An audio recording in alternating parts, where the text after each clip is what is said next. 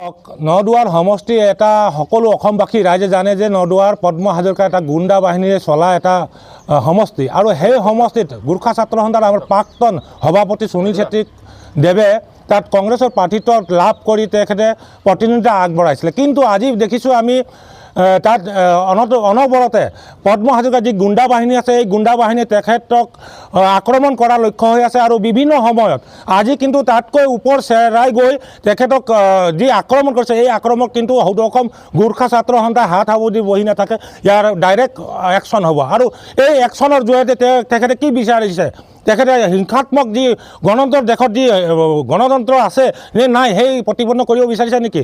আৰু সদৌ অসম গোৰ্খা ছাত্ৰ সন্থাই এটাই ক'ব বিচাৰিছোঁ যে অসম চৰকাৰ তথা ইলেকশ্যন কমিশ্যন তথা আমাৰ ভাৰতবৰ্ষৰ যি ভাৰত চৰকাৰক যে আমাৰ যি গণতন্ত্ৰ আছে গণতন্ত্ৰত কোনো এজন প্ৰাৰ্থীয়ে তথা কোনো এজন মানুহে বিধায়ক হৈ থিয় দিব নোৱাৰে নেকি?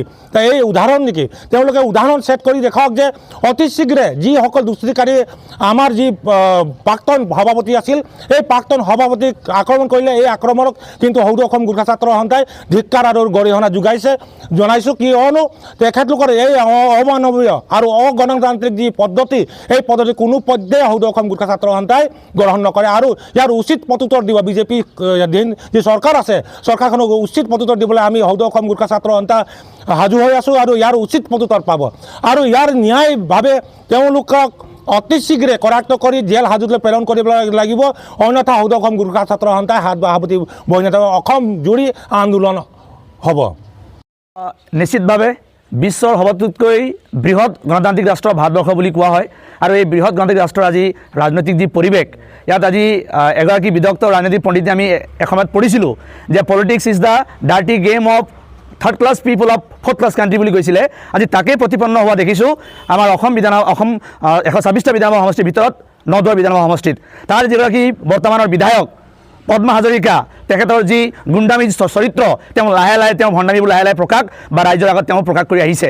আজি নদুৱাৰ বিধানসভা সমষ্টিত সদৌ অসম গোৰ্খা ছাত্ৰ সন্থাৰ প্ৰাক্তন সভাপতি এতিয়া কংগ্ৰেছৰ প্ৰাৰ্থী আমাৰ সন্মানীয় সুনীল ছেত্ৰী ডাঙৰীয়া যি প্ৰাৰ্থিত্ব প্ৰদান কৰিছে, প্ৰাৰ্থিত্ব প্ৰদান কৰা দিনটোৰ পৰা আজি পৰ্যন্ত তেওঁৰ ওপৰত যি ধৰণৰ তেওঁলোকে শাৰীৰিক মানসিক অত্যাচাৰ তেওঁলোকৰ গুণ্ডা বাহিনীয়ে চলাই আহিছে ই অত্যন্ত নিন্দনীয় আৰু আমি তীব্ৰ ভাষাৰে গৰিহণা দিছোঁ। ই গণতন্ত্ৰৰ বাবে ভাৰতবৰ্ষৰ নিচিনা এটা সৰ্ববৃহৎ গণতান্ত্ৰিক ৰাষ্ট্ৰৰ কাৰণে ই অত্যন্ত নিন্দনীয় ঘটনা।